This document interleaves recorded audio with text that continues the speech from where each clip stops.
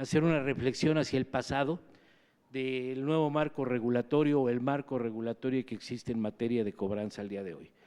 Hace 20 años no existía ningún marco regulatorio en este sentido, surge esta Asociación de Profesionales en Cobranza y Servicios Jurídicos y promueve la autorregulación, tratando de evitar una indebida regulación que nos limitara en el ejercicio de nuestro propio empleo y trabajo, que es la recuperación de créditos. Así las cosas, establecimos un código de ética,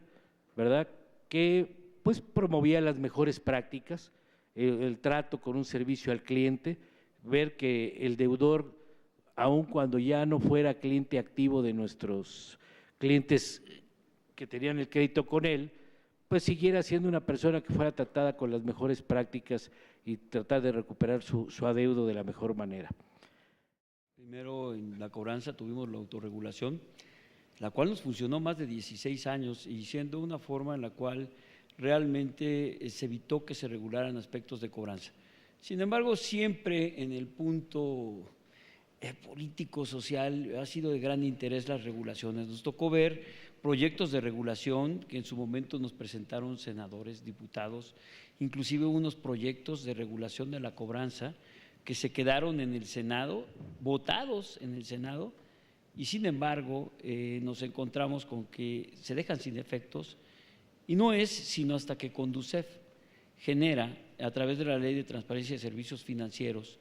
les generan a ellos facultades para hacer un marco normativo, generar disposiciones que regularan específicamente la cobranza. Sin embargo, realmente donde la actividad de la cobranza ya la vemos con una regulación en la cual ya las empresas de cobranza estamos trabajando en ello, estamos sujetas a ellas, la primera es Conducef. Y en la regulación que maneja Conducef, si bien es cierto y nada más para efectos de precisar, Conducef es un organismo que va a tener las facultades de regulación sobre las instituciones financieras, no sobre los despachos de cobranza. Sin embargo, el manejo que se maneja por parte de Conducef a través de multas muy altas, pues son las que van a repercutir hacia sus clientes por parte de Conducef. Y el más impactante lo es en dos aspectos. El primero, en la prohibición de cobranza los sábados y los domingos. Y en este caso, al hablar de Conducef, no hablamos de la cobranza de instituciones financieras, sino de las cobranzas comerciales. Y aquí sí, Conducef, Profeco, a diferencia de Conducef, sí tiene el aspecto sancionador, no nada más a quien otorga el crédito, sino también a quien realiza las labores de cobranza. Finalmente, y estábamos con este tipo de regulación, nos llega hace 3, 4 meses, publicación, ya saben que mediáticamente hablar de la cobranza, para muchos medios somos los cobradores y no las empresas de cobranza, y lo que sacan adelante es, ahora sí vamos a criminalizar a los despachos de cobranza. Y lo último que nos tiene en la regulación contemplada es el INAI, con el manejo de la información, en la cual realmente es un punto que cualquier empresa también debe tener cuidado en lo que está manejando, entendiendo que las empresas de cobranza no son los responsables de la información, sino únicamente ellos están administrando el manejo de la misma, pero el mal uso que se dé de la información nos hace responsables sobre la misma. Yo creo que en un término general, ese es el punto de regulación que tenemos ahorita las empresas de cobranza, que debemos de cuidarle, y no es otra cosa más que en verdad profesionalizarnos en el trabajo que estamos realizando. Y Profeco emitió este otro acuerdo, que es un acuerdo del procurador,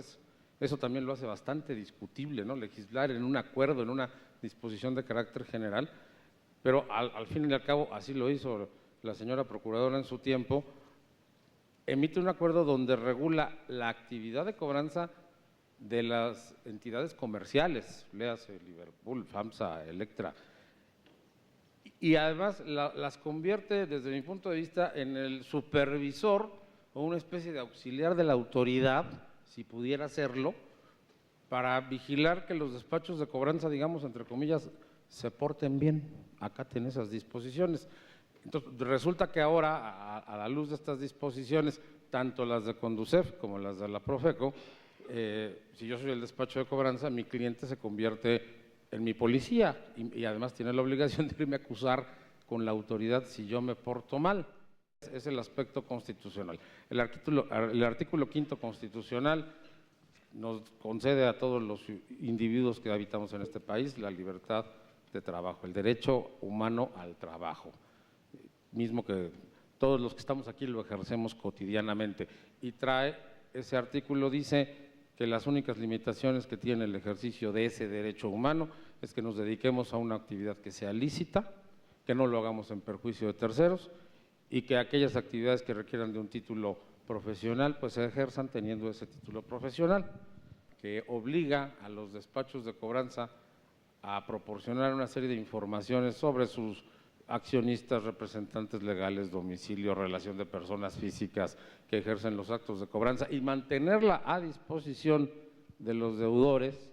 pues a mí me parece que expone a las personas a una serie de circunstancias de riesgo, ¿no? Vivimos en un país con altos índices de inseguridad, tenemos temas de delincuencia organizada muy complicados, donde la autoridad está claramente rebasada en los 3 niveles de gobierno, y ahora resulta que cuando ejercemos una actividad de cobranza, que ya además no le hicieron delito, si apretamos mucho y no entendemos muy bien cuándo es mucho, cuándo es poco, eso nos lo va a explicar ahorita el señor magistrado, pues resulta que ahora es ilegal.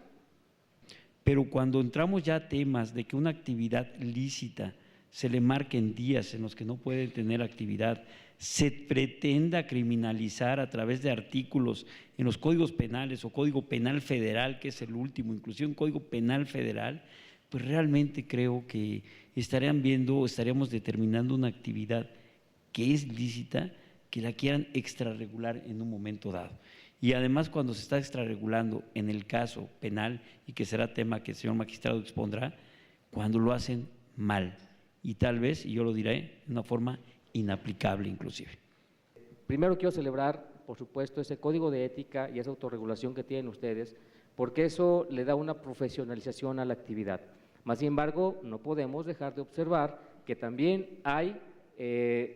pues, quienes se dedican a esta actividad, obviamente con mucha imaginación.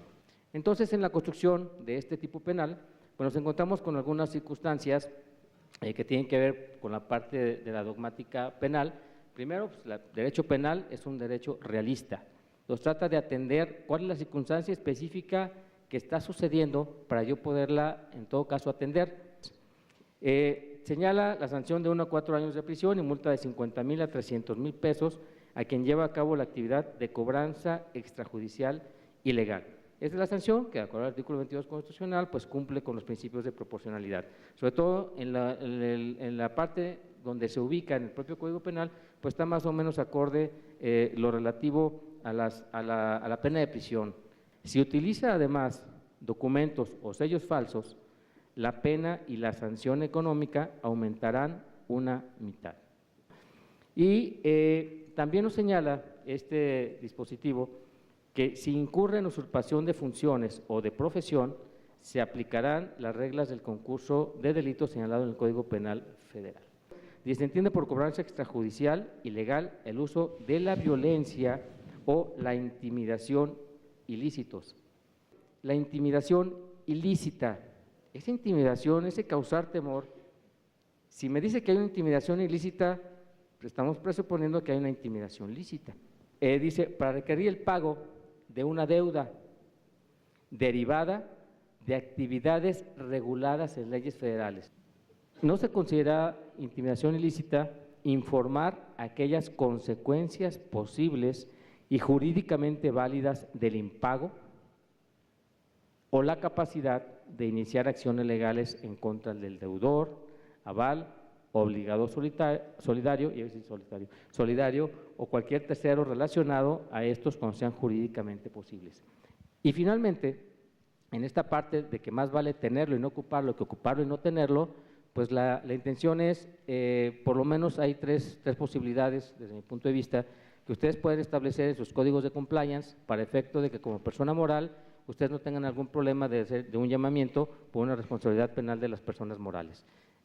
Son muy sencillas y tienen que ver, por supuesto, con reproducir un poquito los aspectos de la norma penal en ese compliance para efecto de que ustedes tengan algún elemento para determinar y acreditar que la empresa tiene ya los instrumentos necesarios para evitar la comisión de un delito, ¿no? Y por supuesto, en ese orden, pues va a ser dirigido y va a tener que acreditarse de que la persona que trabaja con ustedes y que realizó alguna actividad que probablemente por desconocimiento o porque recién ingresa a la empresa, aún no conoce todas las políticas, todas las técnicas para hacer esto. Como realmente la actividad de la cobranza no tuvo regulación antes, cuando empezaron a llegar las regulaciones, realmente generó mucho nerviosismo en todas las empresas de cobranza. La realidad es que las empresas que han ido cumpliendo con un código de ética, con un aspecto profesional de manejo de cobranza, no han tenido grandes complicaciones ni con la ley de Conducef ni con la ley de Profeco. Nosotros mantenemos, se mantienen números, inclusive yo podría decirles, por ejemplo, Conducef, que es la más real en información, porque de Profeco no tenemos nada, es que realmente más del 82% de las quejas no son malos datos ni manejos malos en cobranza, sino son la información que tienen las instituciones, sino que se está haciendo gestión con las personas que son indebidas, pero no se trata de la cobranza. Yo lo que pienso es, simple y sencillamente, y como consejo diría, uno, las empresas que están cumpliendo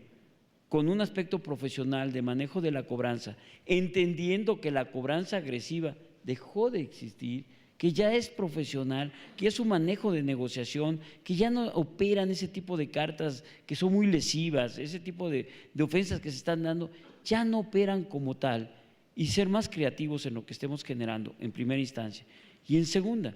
en el aspecto, y como bien lo dijo el señor magistrado, de ser cuestiones preventivas. La primera, capacitación de su gente para el entendimiento de una conducta en la gestión que está manejando. Y segunda, y lo dijo el magistrado, y es muy real, dentro de sus contratos y que se esté realizando con los empleados, manejar el aspecto de responsabilidad